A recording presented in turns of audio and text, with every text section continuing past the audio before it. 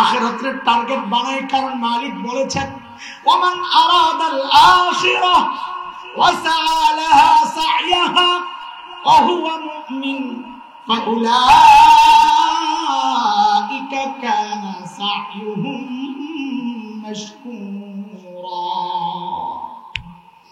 আমাদের এক নম্বর ভুল, আমরা দুনিয়ার টার্গেট বানাইছি। টার্গেট বানানোর কথা বলেন না সবাই, টার্গেট বানানোর কথা বানাইছি। বলেন ইনশাআল্লাহ আখিরাতকে টার্গেট বানাবো, ইনশাআল্লাহ ইনশাআল্লাহ ইনশাআল্লাহ টার্গেট ইনশাআল্লাহ আখিরাত ইনশাআল্লাহ।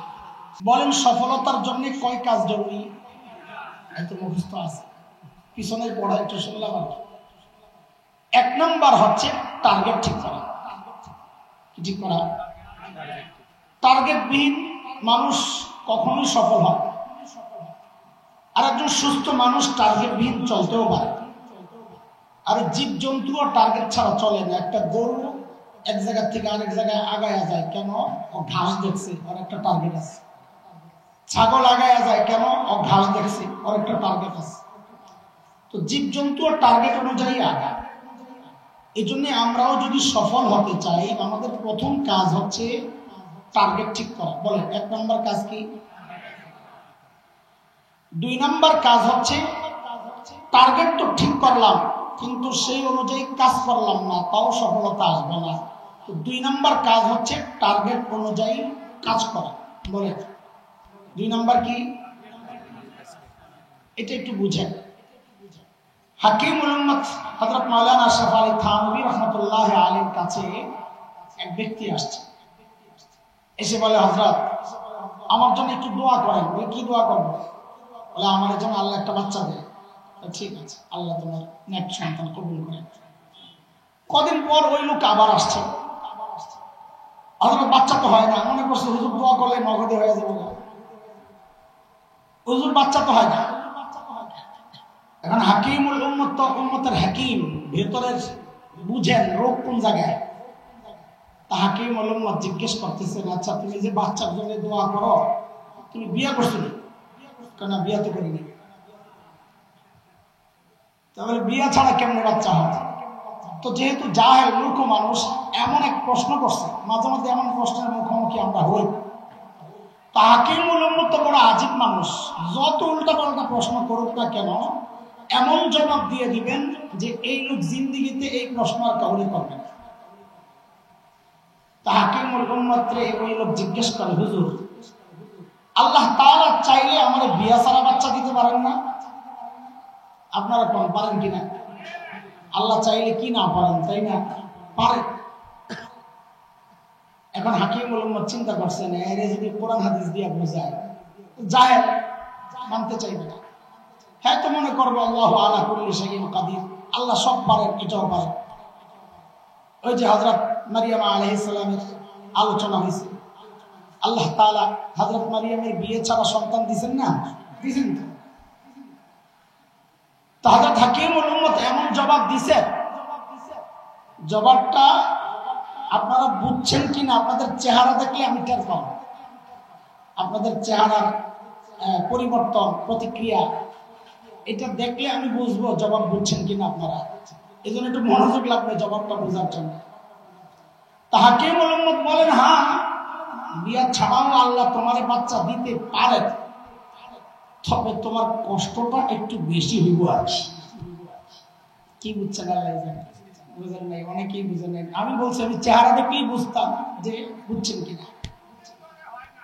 হ্যাঁ, তোমার কষ্ট বেশি হবে। মানে কি? আল্লাহ চাইলে বিয়া ছাড়াই বাচ্চা দেন, তো বাচ্চা কেমনে দিবেন? তোমার পেট থেকে বাইর করে দিবে, তো তোমার কষ্ট একটু বেশি হবে। এমন যদি বাচ্চা লাগে তুমি চাও আল্লাহ দিবে, তুমি সহ্য করতে পারবে না। এই যে লোকটার বাচ্চা হইল না, কেন হইল?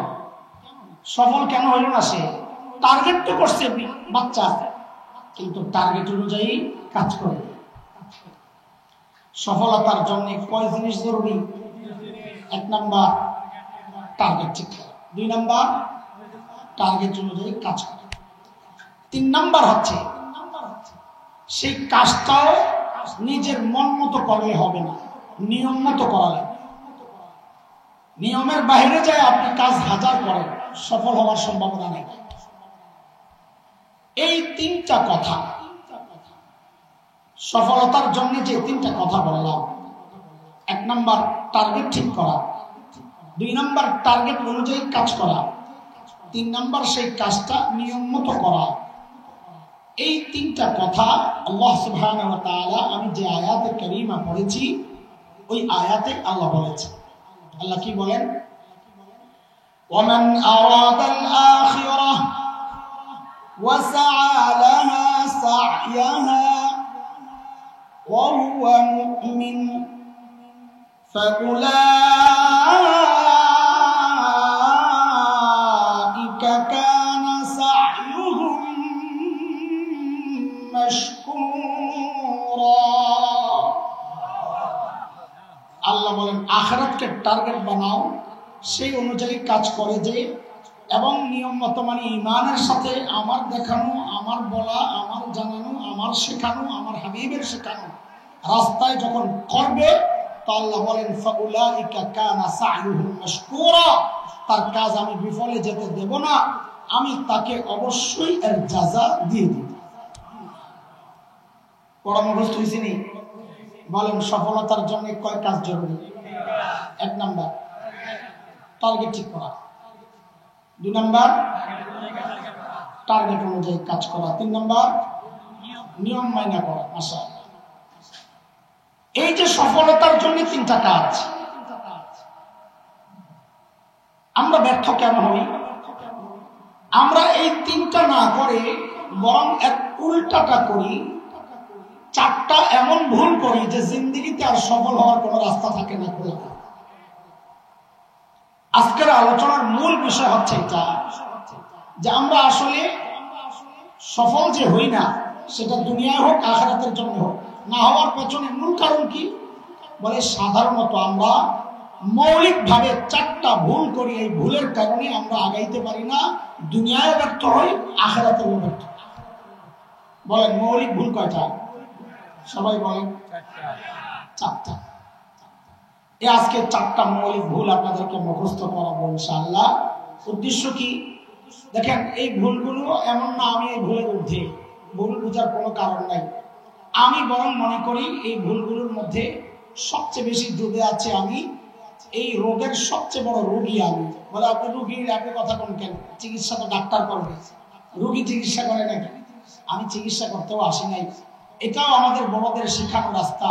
হাকিমুল উম্মত মুজাদ্দিদ মিল্লাত হযরত মাওলানা আশরাফ আলী থানভী রাহমাতুল্লাহি আলাইহি বলেন, আমি যখন আমার মধ্যে কোনো রোগ অনুভব করি, তো আমি ওই রোগ বিষয়ক আলোচনা বেশি বেশি করি, যেন আমার মধ্যে ওইটার আমল চলে আসে, রোগগুলা দূর হয়ে যায়। আমিও সেই উদ্দেশ্যই করতেছি, যেন আমি ঠিক হয়ে যাই। সাথে সাথে আমার মতো যদি কোনো আসামি আর রোগী থাকে, তিনিও যেন ঠিক হয়ে যায়। বুঝে আসছে কথা? কাজে এমনটা ভাবার কোনো কারণ নাই যে নিজে মনে হয় ভালো মানুষ, আমরা ওয়াজ করছি। না রে ভাই, মাফ চাই। আমি এই বিশ্বাস নিয়েই বসছি আমি এখানে সবচেয়ে খারাপ। আল্লাহ আমার হেদায়েত দেন, আমার মতো কেউ থাকলে আল্লাহ তারও হেদায়েত দেন। মুহতারাম হাজরিন, আমাদের মৌলিক ভুল কয়টা? 1 নম্বর মৌলিক ভুল হচ্ছে আমাদের টার্গেট বানানোর কথা ছিল আখিরাত, আমরা টার্গেট বানাইছি দুনিয়া। এটা আমাদের মৌলিক ভুল। বলে দুনিয়ার টার্গেট বানাইছি কেমনে বুঝলেন? আপনি আপনাকে দেখেন, আমি আমাকে দেখছি সেজন্য বলতেছি। আপনি আপনার সমাজ দেখেন। গ্রামের একজন মহিলা সকালে ওই ঘরে যায়, ওই ঘরে যায়, ওই ঘরে যায়, ওই ঘরে যায়, কে গো খালাম্মা কি খবর, কি সমস্যা, চাচি কাকি কি খবর, বুবু কি অবস্থা, কেন ঘুরতেছে? বলে আমার একটা মুরগির হিসাব পাই না, খোয়ারে তো ঢুকাইছি, এখন তো দেখতেছি না। তার একটা মুরগি হারায় গেছে, সে পেরেশান, বাড়ি বাড়ি ঘুরতেছে। অথচ এই মহিলাটা না এশার নামাজ পড়ছে না ফজরের নামাজ পড়ছে, তার কোনো পেরেশানি নাই। কেন? সে টার্গেট বানাইছে দুনিয়া, দুনিয়ার মুরগি হারায় গেছে, সে পেরেশান। আখিরাতের নামাজ হারায় গেছে, তার কোনো চিন্তা নেই। দেখালে ওই মহিলার কথা গোটা সমাজের কথা।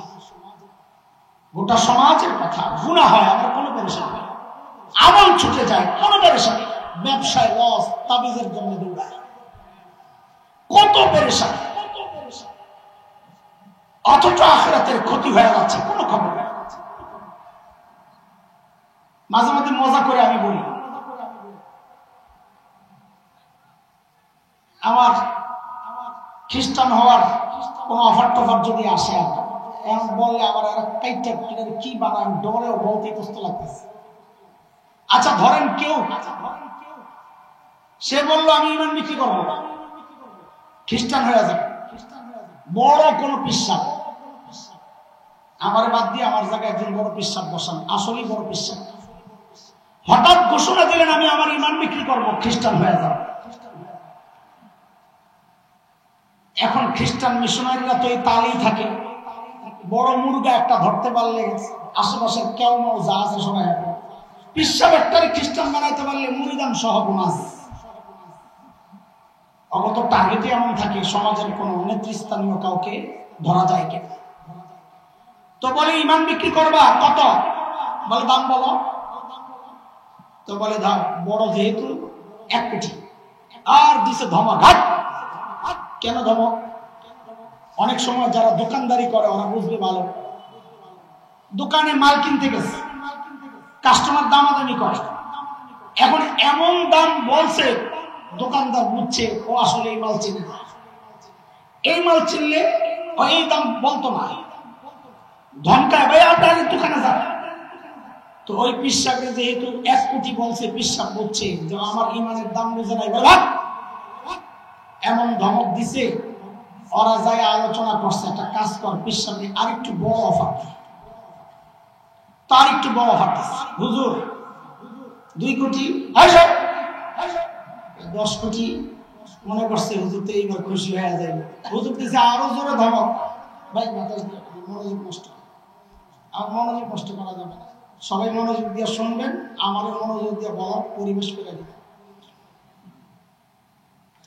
তো সবাই মিলে চিন্তা করছে, সব মিশনারিরা একসাথে বসছে যে এটা তো বহুত কঠিন মোল্লারে, চল দেখি আরে পরীক্ষার জন্য যায় একটা প্রস্তাব দেই। বলে কি প্রস্তাব, বলে গোটা দুনিয়ায় যা কিছু আছে গোটা দুনিয়া আপনার, জান আপনি খ্রিস্টান হয়ে যান।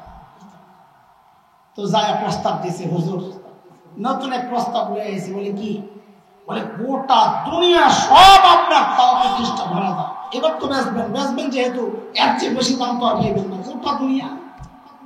তো হুজুর কাহারে বুঝছই না, যা সর, বলে এখন কি এর চেয়ে বেশি কি দিবে, বলে আরে গাধা, আমি তো আমার ইমানের ওসিলায় আমার মালিকের সাথে আমার একটা কন্ট্রাক্ট হয়েছে, আমার হাবিব সাল্লাল্লাহু আলাইহি ওয়াসাল্লাম বলেছেন এই ইমানের ওসিলায় আমার আরো যদি হালকা ইমান হয়, কোন রকম ইমান, 1 ফোঁটা আমল নাই, ওই ইমানটা নিয়ে যদি কোন রকম কবরে আখিরাতে পৌঁছতে পারি, তা আল্লাহর ওয়াদা আমার নবীর মাধ্যমে আল্লাহ জানাইছেন যে আল্লাহ তাআলা আমাকে এইরকম কমপক্ষে 10টা দুনিয়া দিবে, 1 দুনিয়া রয়েছে যে আমার ইমান কিনা ধরবে। এই কথা কখন বলবে, যে টার্গেট বানাবে আখিরাত, আর যার টার্গেট দুনিয়া, কিসের কোটি আর কিসের মিলিয়ন বিলিয়ন কিসের দুনিয়া, ওরে 10 টাকা দিলে ওর মুখ ভিড়া যায়, ওরে 100 টাকা দিলে ওর বাচ্চার খরচ চালাইলে, ওর চিকিৎসা খরচ উত্তরবঙ্গে লক্ষ লক্ষ মুসলমান খ্রিস্টান হয়ে যাচ্ছে কেন, ওর একটা ঘর বানায় দিয়েছে মিশনারিরা, ওর বাচ্চার লেখাপড়ার দায়িত্ব নিছে, ওর বাচ্চার অসুস্থতা সেই চিকিৎসার দায়িত্ব নিছে, সে খ্রিস্টান হয়ে গেছে কেন, তার টার্গেট দুনিয়া, দুনিয়ার টার্গেট যে বানাইছে সে দুনিয়া পাইলে আখিরাত ভুলে যায়, আখিরাতের টার্গেট যে বানাবে সে তার জীবন দিবে কিন্তু ইমান ছাড়বে না, সে তার পরিবার হারাবে, ইমান ছাড়বে না, বাড়িঘর ছেড়েছে, ইমান ছাড়ে নাই, বিবি বিধবা হয়, বলে কোনো পরোয়া নাই, বলে তোর ছেলে বাচ্চারা এতিম হয়ে যাবে, বলে কোনো পরোয়া নাই, কাটে টুকরা টুকরা করে, বলে লাস্তু বালি হিনা উক্তাল মুসলিমা, আরে আমি মরছি কোনো সমস্যা নাই, কেন আমি তো আল্লাহর জন্য মুসলমান হইয়া মৃত্যুবরণ করতেছি, আমি মরতে দেরি জান্নাতে ঢুকতে দেরি। এই কথা কখন বলবে, যখন টার্গেট বানাবে, বলেন টার্গেট বানাবে, দুনিয়ার যত ঝামেলা আছে সব ঝামেলার মূলে এই টার্গেট ভুল। চুরি করে কারণ কি? টার্গেট ভুল। ওর টার্গেট দুনিয়া, যার টার্গেট আখিরাত হবে ও চুরি করবে না। আর চুরি করতে গেলেও ভাববে এই সামান্য চুরির কারণে আমি আমার আখিরাত বরবাদ করবো না, করবো। দুর্নীতি করতে গেলে সে করবে না, কারণ ও চিন্তা করবে দুর্নীতি করতে গেলে আমি আমার আখিরাত হারাবো, আমি দুর্নীতি করবো না, আমি ডাকাতি করবো না, আমি ভোট চুরি করবো না, আমি জুলুম করবো না, আমি নির্যাতন করবো না, আমি কাউকে ডিস্টার্ব করবো না, আমি কারো বদনাম করবো না, কারো উপর অপরাধ দিব না, আমি মদ খাবো না। সব অপরাধ সে ছেড়ে দিবে। কেন? যার টার্গেট আখিরাত, ও কোনোদিন দুনিয়ার জন্য তার আখিরাত বরবাদ করতে। কথা বুঝাইতে পারছি? দেখেন, খেয়াল করেন, মনোযোগ আছে আপনাদের? দেখেন, আল্লাহর নবী সাল্লাল্লাহু আলাইহি ওয়াসাল্লাম সাহাবায়ে কেরাম রিদওয়ানুল্লাহি আলাইহিম আজমাইনদের মধ্যে যে মৌলিক পরিবর্তনটা আনতে পারছেন, এর মধ্যে একটা মৌলিক পরিবর্তন কি? শুনে একটা হাদিস শুনে না। হযরত আব্দুল্লাহ ইবনে মাসউদ রাদিয়াল্লাহু আনহু বর্ণনাকারী হযরত আব্দুল্লাহ ইবনে মাসউদ, বাইহাকি, ইমাম বাইহাকি তার কিতাবে আনছেন 10,152 নম্বর বর্ণনা। হযরত আব্দুল্লাহ ইবনে মাসউদ রাদিয়াল্লাহু আনহু তাবিঈদেরকে উদ্দেশ্য করে কথাগুলো বলতেছিলেন। তাবিঈ কি বলতেছিলেন? ইন্নাকুম আকসারু সালাতান ওয়া আকসারু সিয়ামান ওয়া আকসারু জিহাদান মিন আসহাবি মুহাম্মদ সাল্লাল্লাহু আলাইহি ওয়াসাল্লাম ওয়ালাকিন কানু খায়রাম মিনকুম। তিনি বলতেছিলেন, হযরত আব্দুল্লাহ ইবনে মাসউদ কে বলতেছিলেন? এই কথাটা বলা লাগবে, একটা বিষয় বলা লাগবে আমার। বলেন কে বলতেছিলেন? হযরত আব্দুল্লাহ ইবনে মাসউদ বলতেছিলেন রাদিয়াল্লাহু আনহু। কাদেরকে? তাবিঈদেরকে। বলেন কাদেরকে? তাবিঈ ছিলেন। আরে কয়টা ভাঙবো আপনাদের সাথে? বলেন তো একজন তাবিঈ কাকে বলে? সাহাবাদেরকে যারা দেখছে। আবু জাহেল তো দেখছে ঈমানের সাথে। আপনাদের এই ব্যাখ্যায় ইয়াজিদ ও তাবিঈ হয়ে যায়। হয় ইয়াজিদ দেখে নাই সাহাবীকে ঈমানের সাথে? কথা বলেন, ইয়াজিদ ঈমানের সাথে সাহাবীদেরকে দেখছে না দেখে নাই? আহলুস সুন্নাহ ওয়াল জামাতের তো মত হচ্ছে ইয়াজিদ বেঈমান না, ফাসিক, মারাত্মক অপরাধী, কিন্তু কাফের না। তাহলে সেই ঈমানের সাথে সাহাবী দেখছে না দেখে নাই? আর তার নিজের বাবা হযরত মুআবিয়াই তো বড় সাহাবী রাদিয়াল্লাহু আনহু, আর কত সাহাবী দেখছে। ইয়াজিদ তাবিঈ? হ্যাঁ, ইয়াজিদ তাবিঈ। তো আপনারা বললেন ঈমানের সাথে সাহাবী দেখলে তাবিঈ? হ্যাঁ, একটু ঘুরে দিতে হবে আর বুঝেন। বুঝেন, ওই যে ঈমানের সাথে সোহবত, এটা সাহাবীদের জন্য, সাহাবীদের ব্যাখ্যা। সাহাবী কাকে বলে? ঈমানের সাথে যারা নবী পেয়েছে, ওই ঈমান সহ মৃত্যুবরণ করেছে। কিন্তু ঈমানের সাথে সাহাবী দেখলেই, ওই ঈমানের সাথে মৃত্যু হলেই তাকে তাবিঈ বলবে না। সাহাবীর মধ্যে শব্দ হচ্ছে সোহবত, সোহবত পাইছে ঈমানের সাথে, সে সাহাবী। তাবিঈর মধ্যে শব্দ তাবা, ঈমানের সাথে সাহাবীকে যে ইত্তেবা করবে, মানবে সাহাবীদেরকে, সে তাবিঈ। দেখলেই তাবিঈ না, সোহবত পাইলেই তাবিঈ না। তাবিঈর মধ্যে তাবা শব্দ, সাহাবীর মধ্যে সোহবত শব্দ। বুঝছেন এটা? তো খালি দিয়ে আল্লাহ বলছে। আচ্ছা শুনুন, সূক্ষ্ম পার্থক্য। হযরত আব্দুল্লাহ ইবনে মাসউদ রাদিয়াল্লাহু আনহু তাবিঈদেরকে বলতেছে, তোমরা তাবিঈরা আল্লাহর হাবিব সাল্লাল্লাহু আলাইহি ওয়াসাল্লামের সাহাবীদের চেয়ে তোমাদের নামাজ বেশি, তোমাদের রোজা বেশি, তোমাদের জিহাদ বেশি। কাদের আমল বেশি? তাবিঈদের। কাদের থেকে? আয় হায়, আল্লাহ বাঁচাইছে ওই যুগে ফেসবুক আছে। ওই যুগে ফেসবুক থাকলে পোলাপেন আব্দুল্লাহ ইবনে মাসউদ রাদিয়াল্লাহু আনহুর বিরুদ্ধে পোস্ট দিয়া গরম করে লাইতো। আব্দুল্লাহ ইবনে মাসউদ কি কয়? তাবিঈ বা আমল বলে সাহাবী করছে বেশি। গরম করতো কিনা? করে নিত। কিন্তু আব্দুল্লাহ ইবনে মাসউদ সাথে সাথে আবার বলতেছে, ওয়ালাকিন কানু খায়রাম মিনকুম। কিন্তু তাবিঈরা, সাহাবীরা তোমাদের চেয়ে অনেক বেশি উত্তম ছিল। আমল বেশি কাদের বলছে? উত্তম কারা? তখন তাবেঈরা জিজ্ঞেস করছে এটা কিভাবে, আমাদের বেশি উত্তম ওনারা, কারণ কি? তো ওই যে বলেছিলাম আল্লাহর নবী সাহাবীদের মধ্যে যে মৌলিক পরিবর্তনটা আনছিলেন, ওই কারণ ওইটাই বলছে কি, ফাইন্নাহুম কানু আযহাদা মিনকুম ফিদ দুনিয়া ওয়া আরগাবা মিনকুম ফিল আখিরাহ। কারণ সাহাবীরা ছিল তোমাদের চেয়ে অনেক বেশি দুনিয়া বিমুখ আর তোমাদের চেয়ে অনেক বেশি আখিরাতমুখী। এটাই ছিল উত্তম হওয়ার মূল এক নম্বর একটা পয়েন্ট। এই হাদিস বুঝানোর জন্য আমি আপনাদেরকে একটা উদাহরণ দিই। এর আগে একবার মাহফিলে আসছিলাম, বিকালবেলা বয়ান করছিলাম। আমার যতদূর মনে পড়ে কোনো এক বয়ানের প্রসঙ্গে এই উদাহরণটা আসছিল, আমার যতদূর মনে পড়ে। তখন মনে হয় এই ঘরটপ ছিল না নাকি কি জানি, আমার কেমন কেমন মনে পড়তেছে, একটা মাঠের মতো ছিল লাগতেছে। না না, ওইটা তো হলো যে ভিতরে করছি যেটা, ওইটা না।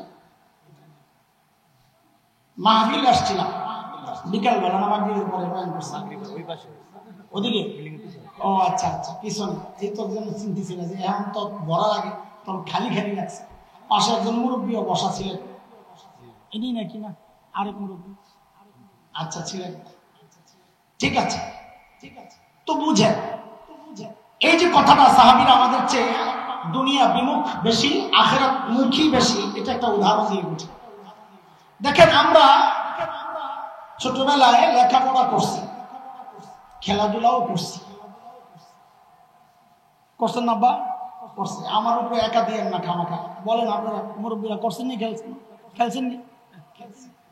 লেখাপড়াও করছে। এখনকার বাচ্চারা লেখাপড়াও করে, খেলাধুলাও করে। আমাদের সাথে এখনকার বাচ্চাদের পার্থক্যটা, পার্থক্য বুঝে। পার্থক্য হচ্ছে আমরা করতাম লেখাপড়া, ফাঁক পাইলে খেলতাম, আর এখনকার বাচ্চারা চায় খেলাধুলা করবে, ফাঁক পাইলে করবে। কথা ঠিক? ঠিক সাহাবায়ে কেরাম রিদওয়ানুল্লাহি আলাইহিম আজমাইনদের সাথে আমাদের মৌলিক পার্থক্যের পয়েন্ট এটা। সাহাবায়ে কেরাম দুনিয়ার কাজ করছেন, ব্যবসা করছেন, কৃষি কাজ করছেন, বকরি চড়াইছেন, খেজুর গাছের পরিচর্যা করছেন, আখিরাতের কাজও করছেন। আমরা দুনিয়ার কাজও করি, আখিরাতের কাজও করি, এই যে করতেছি। তো আমাদের সাথে সাহাবায়ে কেরামের মৌলিক পার্থক্যটা কোন জায়গায়? মৌলিক পার্থক্য হচ্ছে সাহাবায়ে কেরাম করতেন আখিরাতের কাজ, ফাঁকে ফাঁকে করতেন দুনিয়ার কাজ, আর আমরা করি দুনিয়ার কাজ, ফাঁকে ফাঁকে করি আখিরাতের কাজ। কথা শেষ হয় নাই, মনোযোগ ধরে রাখেন। ওই যে সাহাবায়ে কেরাম করতেন আখিরাতের কাজ, ফাঁকে ফাঁকে করতেন দুনিয়ার কাজ, সেই দুনিয়ার কাজটাকেও করতেন আখিরাতের জন্যই। আর আমরা করি দুনিয়ার কাজ, ফাঁকে ফাঁকে করি আখিরাতের কাজ। এই আখিরাতের কাজটার মধ্যেও আমাদের কেন যেন দুনিয়ার ধান্দা থাকে। মৌলিক পার্থক্য। মৌলিক পার্থক্যের একটা উদাহরণ শোনাই আপনাদের। এটা হলো উদাহরণ দিয়ে বুঝাইলাম। আর একজন সাহাবীর একটা উদাহরণ দিয়ে আপনাদেরকে সাহাবায়ে কেরাম কতটা দুনিয়া বিমুখ ছিলেন একটা উদাহরণ শোনাই। আল্লাহর নবীর এক সাহাবী সাল্লাল্লাহু আলাইহি ওয়াসাল্লাম বলেছেন, আমরা তো কিয়ামের বিরোধিতা করতে করতে নিজেরা দূরত পড়াই ছেড়ে দিয়েছি। এটা তো বড় দুর্ভাগ্যের কথা, খারাপ কথা। যখনই নবী আলাইহিস সালামকে বুঝায় এমন কোন শব্দ উচ্চারিত হবে, সাথে সাথে মহব্বতের সাথে পড়বেন সাল্লাল্লাহু আলাইহি ওয়াসাল্লাম। সাল্লাল্লাহু পড়লে তো নবীর মর্যাদা অনেক বেড়ে যাবে, তাই না?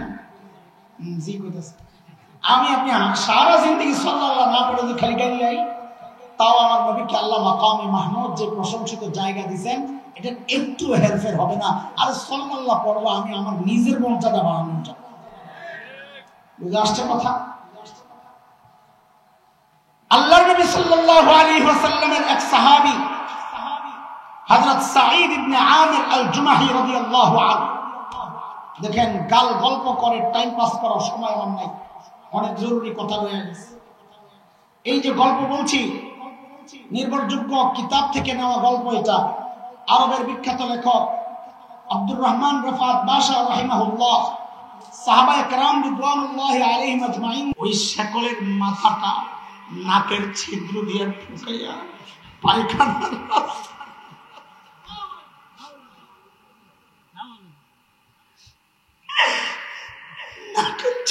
দিয়া ঢুকাইয়া পায়খানার রাস্তা দিয়ে বের করে পেঁচায়া পেঁচায়া এর দোস্ত, এই কঠিন পরিস্থিতির মুখোমুখি যদি পড়তে না চাই তাইলে পুঁজি বানাই, পুঁজি পুঁজি আখিরাতের টার্গেট বানাই। কারণ মালিক বলেছেন, ওমান আরাদাল আখিরাহ ওয়া সাআ লাহা সা'য়াহা ওয়া হুয়া মুমিন ফাউলাইকা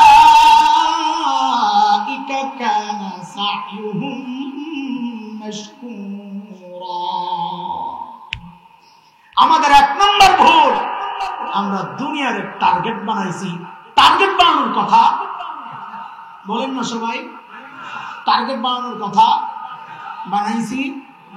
বলেন ইনশাআল্লাহ আখিরাতকে টার্গেট বানাবো, ইনশাআল্লাহ ইনশাআল্লাহ ইনশাআল্লাহ টার্গেট ইনশাআল্লাহ আখিরাত ইনশাআল্লাহ। অনেক সময় হয়ে গেছে, আপনাদের সেটিং সমস্যা হয়ে যায় কিনা শেষ করে দিই। কটা বাজে? 8:22। মানে আপনাদের সেটিং এর সমস্যা হবে না? আচ্ছা ঠিক আছে।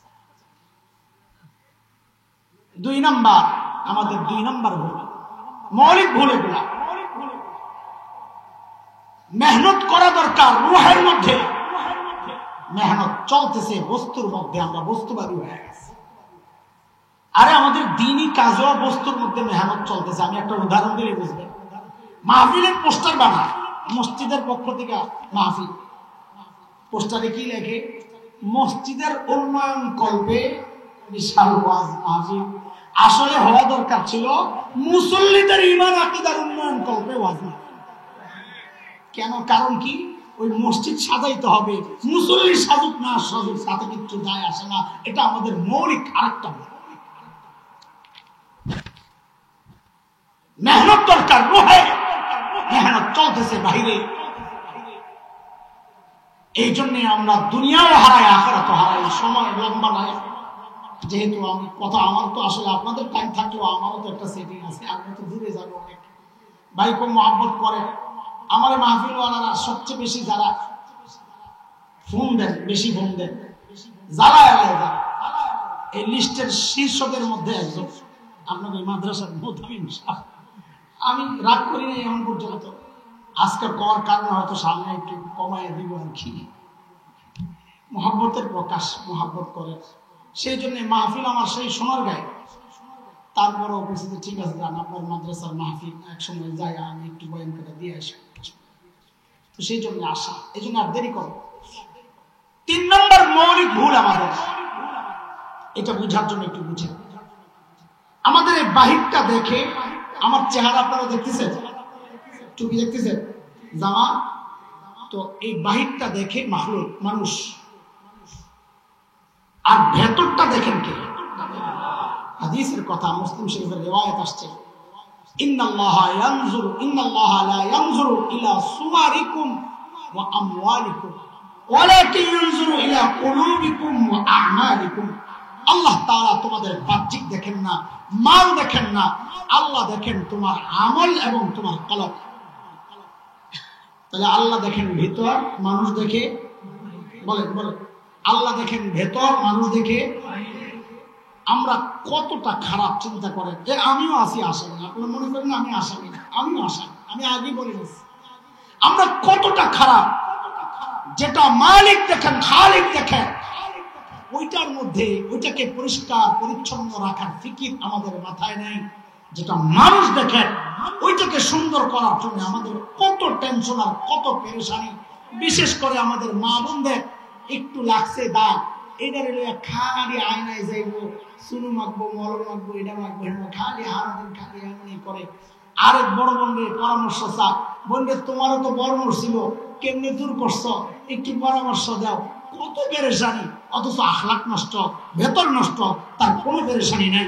আমাদের বাহ্যিক সুরত পরিবর্তনের জন্য, এটাকে সুন্দর সাজায়া গোছায়া রাখার জন্য, পরিষ্কার পরিচ্ছন্ন রাখার জন্য আমাদের কত মেহনত, কত চেষ্টা, কত ফিকির। কিন্তু ভেতর সুন্দর করার জন্য, আখলাক আর চরিত্র, আমল আর কলব ঠিক করার জন্য আমাদের মাথায় কোনো ব্যথা নাই, নিশ্চিন্ত জীবন যাপন করছে।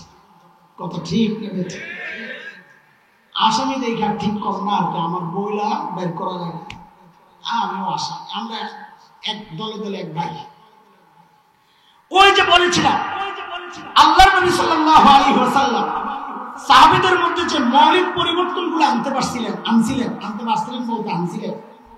এর মধ্যে এটাও একটা মৌলিক পরিবর্তন যে সাহাবায়ে কেরাম ঈমানের আগে ছিল বাহির নিয়ে টেনশন, যে ঈমান কবুল করছে বাহিরের টেনশন বাদ, এখন ভিতরের টেনশন লয়ে তারা পেরেশান। একটা উদাহরণ ছোট্ট করে দিয়ে দিই তো বুঝাটা সহজ হবে। আল্লাহর নবীর এক সাহাবী হযরত মুসআব ইবনে উমাইর রাদিয়াল্লাহু আনহু, নাম কি? উলামায়ে কেরামের কাছে যেহেতু হাদিসের ঘটনা, উলামায়ে কেরামের কাছে নামটা পরিচিত, আপনারা হয়তো নতুন শুনতেছেন, বলেন আমার সাথে কি নাম? মুসআব ইবনে উমাইর রাদিয়াল্লাহু আনহু। এ যুবক যুবক যুবক যুবক ভালো করে শুন ভাই, ভালো করে শুন। তোদের মতো এক যুবকের নাম বলতেছি, সেই যুবকের নাম বলে না মুসআব ইবনে উমাইর। মক্কার যুবক, বাবা মায়ের একমাত্র সন্তান, বাবা মা ধনী মানুষ, ছেলেও খুব আহ্লাদী, মার আদরের সন্তান। অনেক সময় টাকা পয়সা থাকে কিন্তু রুচিটা এমন উন্নত থাকে না। অনেক সময় টাকা পয়সা নাই, রুচি খুব উন্নত। আমাদের মাদ্রাসার ছাত্র আমরা যখন লেখাপড়া করি, আমরা মাঝে মাঝে কাউরে নিয়ে হাসতাম। নাস্তা খাওয়ার টাকা নাই পকেটে, খরচপাতি নাই, কিচ্ছু নাই, বাবাও গরিব, সংসার অসচ্ছল, কিন্তু হ্যাঁ টুপি মার দিয়া ইস্তারি করে পড়বো, জামারারে ইস্তারি করে পড়বো, ফিটফাট চলবো, যেন জমিদারের পোলা, দেখলে বোঝা যায় না গরিবের বুঝ, রুচি উন্নত। আবার অনেকে আছে টাকা পয়সা আছে কিন্তু চলে স্বাভাবিক। হযরত মুসআবের মধ্যে দুইটার সমন্বয়ই ছিল, টাকা পয়সাও ছিল আবার রুচিবোধও ছিল। হযরত মুসআব পোশাক পরতেন মক্কার সবচেয়ে সুন্দর পোশাক, স্টাইল, চুলের স্টাইল আলাদা, সুঘ্রাণ ব্যবহার করতেন, সুগন্ধি, সবচেয়ে সুন্দর সুগন্ধি, যাকে বলা হতো ফাতা মক্কা, হিরো অফ মক্কা, মক্কার যুবকদের আইডল হযরত মুসআব ইবনে উমাইর। মক্কার যুবকরা ফলো করত মুসআবকে, তোমরা যেমন ফলো করো তোমরাও ফলো করো, এমন ফলো করো যে চুল রাখো এখন এমন স্টাইলে, মাশাআল্লাহ। 20 বছর আগে এইভাবে চুল রাখলে মানুষ কি বলতো জানো? আরে পোলাটা গরু চুল ধরা পড়ছে, আর এমনি চুল কেটে দিচ্ছে, কথা ঠিক? হ্যাঁ, আমি একটা ধরছি, তুই কি চুল কাটলি? এদিক দিয়া চাচা, এদিক দিয়া চাচা। কয় হুজুর এটা নেইমার কাটি, আরো কয়েক বছর আগের কথা। কি কাটি? এটা বলে নেইমার কাটি। আমি কয় এটা মোরগের পাশা কাটি। কিসের কাটিং বেড়া? 20 বছর আগে এই কাটিংটাই থাকতো গরু চুরের কাটিং। মুরব্বীরা কথা কন। কিন্তু মক্কার যুবকরা হযরত মুসআবকে ফলো করে, তার মতো পোশাক বানাইতে চায়, তার মতো চলতে চায়, বলতে চায়, ফ্যাশন। মক্কার অলিগলিতে মুসআব যখনই চলে, নারী পুরুষ সব তাকায় থাকে, তার সৌন্দর্যে মুগ্ধ হয়ে সুগন্ধি ছড়াতে ছড়াতে যায়, চারপাশ সুগন্ধি বিমোহিত হয় মানুষ, সুঘ্রাণে মুমু করে পরিবেশ। হায় মুসআব। এর মধ্যেই নবী আলাইহিস সালামের দাওয়াত পড়ছে হযরত মুসআবের কাছে। আল্লাহ দিল পাল্টায়া দিয়েছে, দাওয়াত কবুল করছে, মুসলমান হয়ে গেছে। যেই মুসলমান হয়ে গেছে এখন টার্গেট ঠিক করে ফেলছে, মৌলিক ভুল যেটা করতো ওই ভুল ঠিক করে ফেলছে। এখন আর বাহ্যিক সৌন্দর্যের দিকে মুসআবের কোনো মনোযোগ নাই, এখন ভিতরকে সাজানোর মনোযোগ। এটা তো মায়ের জন্য বড় কষ্টের কারণ হয়ে গেছে। হ্যাঁ, আমার এমন ফ্যাশনেবল ছেলেটা, এমন স্টাইলিশ ছেলেটা কি হয়ে গেল? এখনকার কিছু মানুষ যেমনটা বলে, আমাদের কাছে অনেক ছেলেমেয়েরা আসে, মহব্বতের সম্পর্ক, তো মহব্বতের দাবি, যাকে মহব্বত করে তার মতন সাজতে চায়, এটা মহব্বতের দাবি। তো পাগড়ি পরে, জুব্বা পরে, দাড়ি রাখে। ইউনিভার্সিটির অনেক ছেলেমেয়ে, কলেজের ছেলেমেয়ে, ওদেরকে দেখলে তো ভালো লাগে। আমাদের মধ্যেও বাহ্যিক সুরতটা আমরা যেটা ধরতে পারি না, ধরে ফেলছি। মাশাআল্লাহ, খুব সুন্দর লাগে দেখলে, বুঝার উপায় নেই। মাদ্রাসায় পড়ুয়া না কলেজ পড়ুয়া, বুঝার উপায়।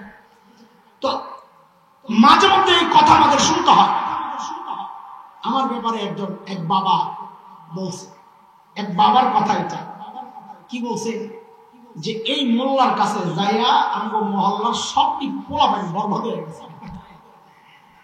ওই যে সুরত পাল্টা হয়ে গেছে, এখন মোল্লা হয়ে গেছে সব। ঠিক এই কথাটাই মুসআব ইবনে উমাইরের মা বলেছেন। এই বড় মোল্লাকে বুঝে দিবেন কে? বড় মোল্লাকে মুহাম্মদুর রাসূলুল্লাহ সাল্লাল্লাহু আলাইহি এই মোল্লার কাছে যাইয়া আমার পোলা মুসআবটা বরবাদ হয়ে গেল। মার কষ্ট বুঝায়, বুঝ মানে না। কারণ ইসলাম যে কবুল করে তার ইসলামের বুঝই তার বুঝ, দুনিয়ার বুঝ তার আশেপাশে আর ভিড়তে পারে না। হযরত মুসআবের মা অনেক কষ্টে সইতে না পাইরা আপনজনের সহযোগিতা নিয়ে হযরত মুসআবকে ভাঙছে, ঘরের মধ্যে আটকেছে, যাইতে দেবে না। মুসআবের কষ্ট কষ্ট কষ্ট এক সময় যে কোনো ভাবে ম্যানেজ কইরা নবী আলাইহিস সালামের কাছে পালায় আসে, বলে ইয়া রাসূলুল্লাহ আমার ইজাজত দেন, আমি হিজরত করে হাবশায় চলে যাব। হাবশা চিনেন তো? কোথায়? আফ্রিকা। আফ্রিকা মানে আফ্রিকা তো বিশাল অঞ্চল। এই যে কদিন আগে আমাদের একটা বিশ্বব্যাপী একটা আলোচনার বিষয় ছিল কি রে, ব্রিক্স। ঠিক আছে, শুনেন না একটা শব্দ ব্রিক্স? ব্রিক্সের সম্মেলন গেছে। আর কারা কারা এটা? হ্যাঁ, BRICS। তো 5টা দেশের প্রথম শব্দ মিলে ব্রাজিল, রাশিয়া আর ইন্ডিয়া, চায়না আর সাউথ আফ্রিকা, 5টা দেশ। তো তারা কিছু সহযোগী দেশ নিছে, আমরাও ক্যান্ডিডেট ছিলাম। তো ওরা নতুন কিছু সহযোগী দেশ যাদেরকে দিছে, সৌদি আরব, আরব আমিরাত, কাতার, এগুলো, এর সাথে আফ্রিকার একটা দেশ দিছে, ওটার নাম হলো ইথিওপিয়া। যারা সচেতন তাদের জানার কথা, ওই ইথিওপিয়াই হচ্ছে নবী আলাইহিস সালামের যুগের হাবশা, আবিসিনিয়া, লোহিত সাগরের পশ্চিম পাশ। নবী আলাইহিস সালাম অনুমতি দিয়েছেন, যাও হাবশায় চলে যাও। ইতিমধ্যে মুসলমান হযরত জাফর আত-তাইয়ার রাদিয়াল্লাহু আনহুর নেতৃত্বে হাবশায় চলে গেছে অনেকে। হযরত জাফর হাবশায় আছেন, কিছুদিন পর আবার একটু মক্কায় আসছেন। কেন আসছেন? ঐতিহাসিকরা লেখেন মক্কার হালত জানার জন্য, কেউ লেখেন মার কথা মনে পড়ছে দেখার জন্য। কিন্তু আমি বলি ভিন্ন কথা। আমি সাহাবীদেরকে যতটুকু চিনেছি, আমার কাছে মনে হয় কারণ আরেকটা। কি কারণ সেটা? এটা একটু শুনুন। নবী আলাইহিস সালাম দেখেন যে ঘর থেকে বাইরে হয়ে কিছু সাহাবী ঘরের বাইরে কোনায় দাঁড়ায় থাকে। তো নবী আলাইহিস সালাম বাইরে জিজ্ঞেস করেন, কিছু জিজ্ঞেস করবা? না, ঠিক আছে। আচ্ছা, প্রায় দেখে দাঁড়ায় থাকে কিন্তু কিছু জিজ্ঞেস করে না। আপনি বলেন, আপনার ঘরের কোনায় কেউ দাঁড়ায় থাকলে, প্রতিদিন আয়োজন দেখেন দাঁড়ায় রয়েছে কিন্তু কিছু জিজ্ঞেস করে না, তা আপনার কাছে একটু কেমন কেমন লাগবে না? তো নবী আলাইহিস সালাম বলেন, আরে কিছু জিজ্ঞেস করো তো, এখানে দাঁড়ায় থাকো, কি বিষয় কি? তো সাহাবীর জবাব কি? ইয়া রাসূলুল্লাহ, ঘর থেকে বের হইতো এই নিয়তে, কখন আপনি একটু বের হবেন, আপনার একটু দেখবেন। কারণ সাহাবায়ে কেরাম নবীকে দেখার জন্য স্থির থাকতেন। তো আমার কাছে মনে হয় হযরত মুসআব মক্কায় ঢুকছেন মাকে দেখার জন্য না, মক্কার খবর নেওয়ার জন্য না, আরে কতদিন নবীরে দেখি না সাল্লাল্লাহু আলাইহি সাল্লাম, একটু হাবিবে কিবরিয়ার চেহারা দেখার জন্য। কিন্তু বিধিবাম আবার ধরা পড়ছে, মানে আবার আটকেছে। লম্বা হিস্টোরি, আমি ওইদিকে যাচ্ছি না। আবারও কোন রকম ছিটা পিটা নবী আলাইহিস সালামের কাছে আসছেন। এর মধ্যেই নবুয়তের 11তম বছর, হিজরত না, নবুয়তের 11তম বছর, মদিনা থেকে আসছে কিছু মানুষ, মুসলমান না, যারা আসছে হজ করার জন্য। মুসলমান, ইসলামের আগেও মানুষ হজ করত, হজ করার জন্য আসছে। নবী আলাইহিস সালাম দাওয়াত দিয়েছেন, তারা মুসলমান হয়ে গেছে।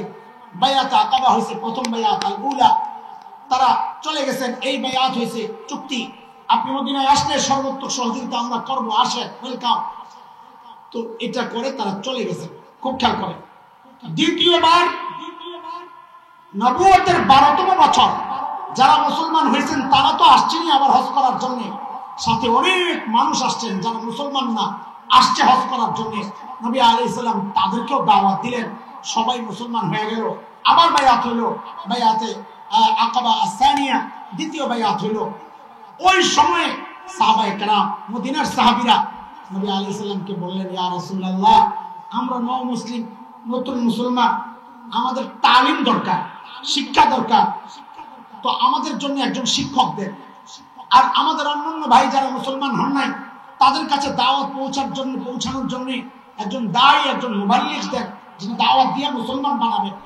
তো নবী আলাইহিস সালাম এই মহান কাজের জন্য দুইজন সাহাবী নির্বাচন করেছেন। কয়জন? একজন অন্ধ সাহাবী হযরত আব্দুল্লাহ ইবনে উম্মে মাকতুম রাদিয়াল্লাহু আনহু, আরেকজন ছিলেন ওই যে মুসআব ইবনে উমাইর রাদিয়াল্লাহু আনহু। ওনাদের দুইজনকে মদিনায় পাঠিয়ে দিয়েছে। হযরত মুসআব দ্বিতীয়বারের মতো আবার হিজরত করলেন। কোন দিকে? মদিনায়। মদিনায় যায় আমাদের কাজ শুরু হয়েছে। 13তম বছর নবুয়তের নবী আলাইহিস সালাম মদিনায় চলে গেলেন। আপনারা ইতিহাস জানেন। নতুন বর্ষ শুরু হয়েছে, সেটা হচ্ছে হিজরি বর্ষ। প্রথম বছর গেল, দ্বিতীয় বছর বদরের যুদ্ধ হইল, তৃতীয় বছর উহুদের যুদ্ধের ডামাডোল বেজে গেছে। মুসলমান কাফির মুখোমুখি উহুদের প্রান্তরে। আল্লাহর নবী সাল্লাল্লাহু আলাইহি ওয়াসাল্লাম উহুদের মুজাহিদদের নেতৃত্ব, মুজাহিদদের ঝান্ডা তুলে দিলেন হযরত মুসআব ইবনে উমাইরের হাতে। কেন দিলেন? আরো ছিলেন ঝান্ডাওয়ালা। হযরত উসাইদ ইবনে হুযাইর ছিলেন আনসারী সাহাবীদের মধ্যে, আরো ছিলেন, কিন্তু মূল দিলেন হযরত মুসআব ইবনে উমাইরের হাতে। বুঝেন, এটা বুঝার জিনিস। কেন দিলেন? কারণ হচ্ছে তিনি ছিলেন মক্কার সাহাবী, মুহাজির সাহাবী।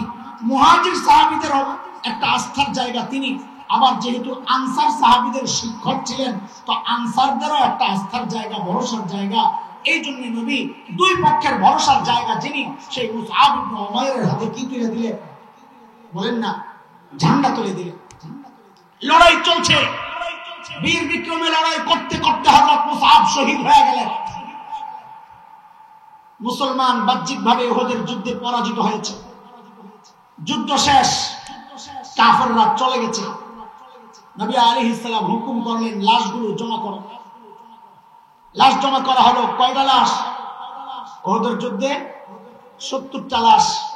এত লাশ দাফন করা কষ্ট। কেন কষ্ট? কারণ সাহাবায়ে কেরাম যারা আছেন সবাই আহত, ব্যথিত, মনোবল শেষ। নবী আলাইহিস সালামের এই রক্তাক্ত চেহারা দেখে কে ঠিক থাকতে পারে?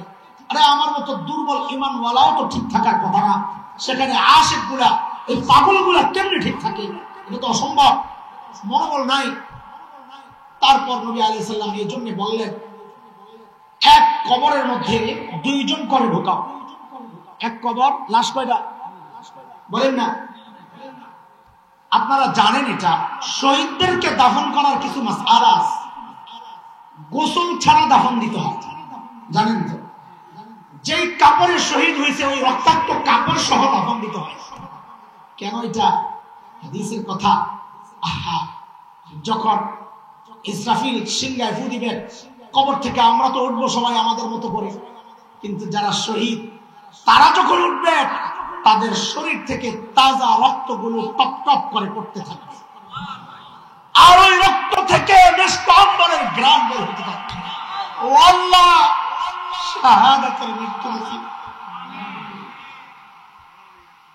এত আস্তে আমিন বলতেছ, মনে করছো যদি শাহাদাত কবুল হয়ে যায় তাইলে তো আরো 1 বছর বেশি বাঁচার নিয়ত করছিলাম, ওইটা কাইটা যাইব না। না, শাহাদাত কবুল হলেও শহীদ ওই সময়ই হবা যখন তোমার হায়াত শেষ হবে। তো নরমাল মইরা লাভ কি? শাহাদাতের মৃত্যু নসিব করো। হ্যাঁ, দোয়া করেন সবাই, বলেন আল্লাহ শাহাদাতের মৃত্যু দাও। আমিন। মুসলমান ডরা, শাহাদাতের মৃত্যু সৌভাগ্যের মৃত্যু, এটা ডরার কি আছে? আরে অন্য মৃত্যুতে কষ্ট আছে, শাহাদাতের মৃত্যুতে কষ্ট নেই। বলতে মনে চায় অনেক কথা, সময়ের চিন্তা করে বলতে মন চায় না। আবার দেখেন, শহীদদের মৃত্যু দেখছেন কখনো? হ্যাঁ, সৌভাগ্য হয়নি আমাদের।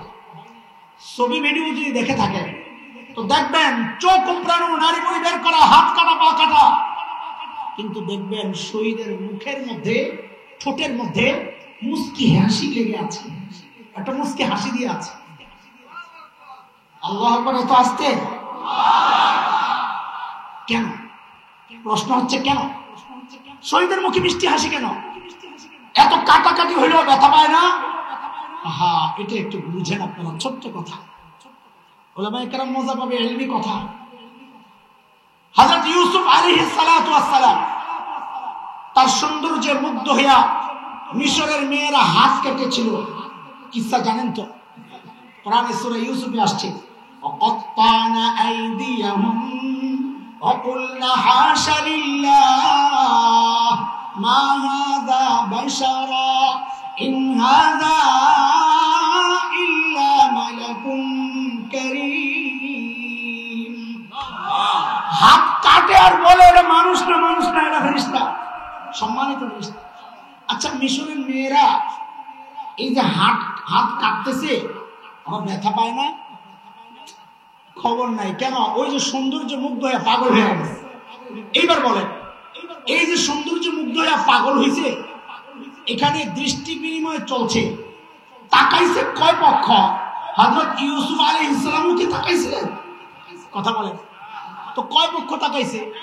বলেন বলেন, কয় পক্ষ? এক পক্ষ, শুধু মেয়েরা তাকাইছে, তাই না? আরে বলেন না, কারা তাকাইছে? এবার বলেন, এই তাকানোটা বৈধ ছিল না অবৈধ? বলেন না, অবৈধ। তো কি পাইলাম? তাকাইছে কয় পক্ষ? বৈধ না অবৈধ? অবৈধ ভাবে এক পক্ষ তাকায়া সৌন্দর্যে মুগ্ধ হইয়া পাগল হইয়া হাত কাটে, খবর নাই। শহীদ যখন দুনিয়া থেকে বিদায় নেয়, তখন তার এক পক্ষের দৃষ্টি বিনিময় চলে না, সেখানে বহু পক্ষ একসাথে হয়ে যায়। বলে বহু পক্ষ কোত্থেকে আসলো? বলে শহীদ যখন দুনিয়া থেকে বিদায় নেয়, আল্লাহর সামনে জান্নাতের দৃশ্য ঘুরাইতে থাকে, শহীদ তাকায় থাকে জান্নাতের হুর গিলমানের দিকে, হুর গিলমান ওকে ডাকে, হুর গিলমান তাকায় আছে শহীদের দিকে। দুই পক্ষের বৈধ দৃষ্টি বিনিময় চলছে, যুক্ত হয়ে গেছে। আরেক পক্ষ মালিক আর শাহজিন থেকে তাকায় তাকায় মুসকি হাসা উঠতেছে। পক্ষ কয়টা? ও আল্লাহ, শাহাদাতের মৃত্যু নসিব করুন। এরপরও জোরে আমিন কবি না? এখন হচ্ছে দাফন করার পালা। মনে আছে কথা? শেষ, খুব সংক্ষেপ করতেছি, তাড়াহুড়ো আছে।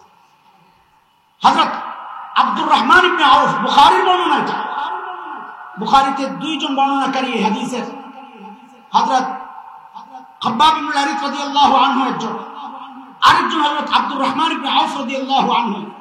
হাদিস 4045 নম্বর হাদিস বুখারী। হযরত আব্দুর রহমান ইবনে আউফ ছিলেন ধনী মানুষ। সাহাবীদের মধ্যে যারা ধনী ছিলেন, আব্দুর রহমান ইবনে আউফ একজন। হযরত আব্দুর রহমান ইবনে আউফ রোজা রাখছেন, ইফতার সামনে হাজির করা হয়েছে। হাদিসের শব্দ উতিয়া বিতআম, ইফতার সামনে। হযরত আব্দুর রহমান ইবনে আউফ ইফতারে হাত না দিয়ে কান্না করতে করতে শুয়ে গেছে, খাইতে পারতেছেন না। কেন? বলতেছিলেন, আহারে আল্লাহ, এই যে আল্লাহ এত নিয়ামত দিয়েছেন, না জানি এটা আমার আমলের নগদ পুরস্কার। মান কানা ইউরিদুল আজিলাতা আজ্জালনা লাহু ফিহা মা নাশাউ লিমান নুরিদ, সূরা ইসরা আয়াত 18। নগদ পুরস্কার না জানি, কিন্তু আল্লাহর নবীর কিছু সাহাবী এমন ছিলেন যারা তাদের আমলের নগদ পুরস্কার নেন নাই, আখিরাতের জন্য রেখে দিয়েছেন।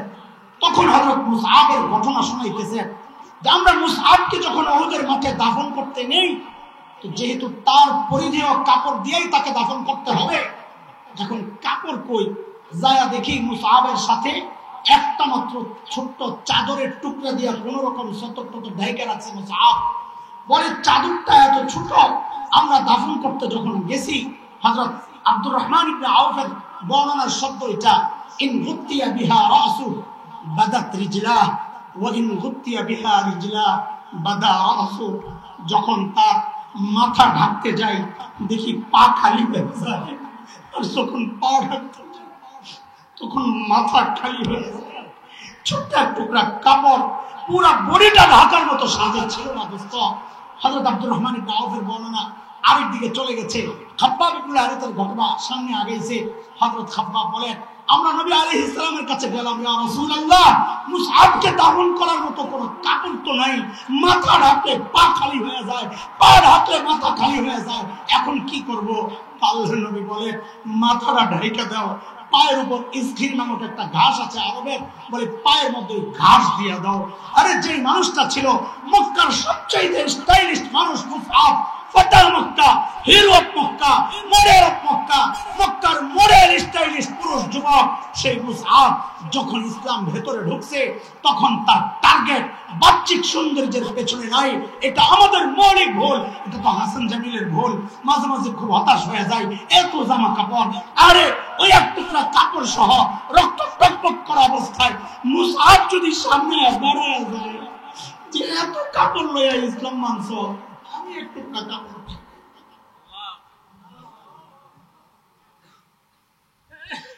দোস্ত, এটা আমাদের মৌলিক আরেকটা ভুল। কাপড় পরিষ্কার পরিচ্ছন্ন রাখেন, মানা নাই, তৌফিক থাকলে পরে, কিন্তু আসল খেদমত, আসল বিষয় যেন ভুল না করি। বাহ্যিক সাজানোর চেয়ে ভেতরকে সাজানো বেশি দরকার, আখলাক আর চরিত্র ঠিক করা বেশি দরকার। এটা আমাদের মৌলিক আরেকটা ভুল। কয় ভুলের কথা বলেছি বলে? এক নম্বর আমাদের ভুল, আমরা টার্গেট আখিরাত না বানাইছি। দুই নম্বর ভুল, মেহনত দরকার রোহে, বস্তুবাদী সমাজ মেহনত করতেছি বস্তুতে। তিন নম্বর ভুল, টার্গেট করা ভুল, মেহনত করা দরকার কলবে আর আমলে, মেহনত করতেছি বাহ্যিক সুরতে। চার নম্বর মৌলিক ভুল হচ্ছে, আমি আর ব্যাখ্যায় যাব না, এটা আবার কখনো আসলে ব্যাখ্যা এটাই দিব ইনশাআল্লাহ। মেহনত করা দরকার কলবে, মেহনত করতেছি ব্রেনে।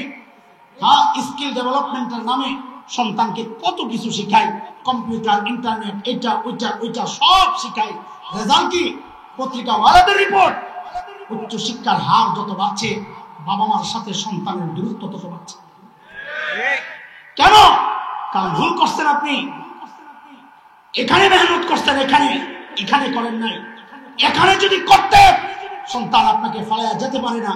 ছোট্ট একটা উদাহরণ দিয়ে আমি শেষ করছি। গত রোজার ঈদের দিন আমাকে ইউটিউবের কয়েকটা ভিডিও বানাইছে একজন। সেটা হচ্ছে বৃদ্ধাশ্রমে সাংবাদিকরা গেছে, বৃদ্ধাশ্রমের বুড়া বুড়িদের সাক্ষাৎকার নেওয়ার জন্য, তাদের ঈদ কেমন কাটছে ওইটা দেখার জন্য। তাদের বক্তব্য শুনে না চোখের পানি চলে আসছে। আর ঈদের দিন কি করে এরা, এলিট শ্রেণীর মানুষ, হাই সোসাইটি, তাদের পরিবার কাঁদতেছে, বলতেছে ছেলে আমেরিকা, লন্ডন, কানাডা, অস্ট্রেলিয়া। আমারও কান্না আসছে, কিন্তু বিশ্বাস করে একটা দৃশ্যে, একটা বিষয় আমার হৃদয়টা আমাকে এত বড় করেছে, আমার বুকটা খুশিতে, আনন্দে, প্রশান্তি অনুভব করেছি। কি সেটা জানেন?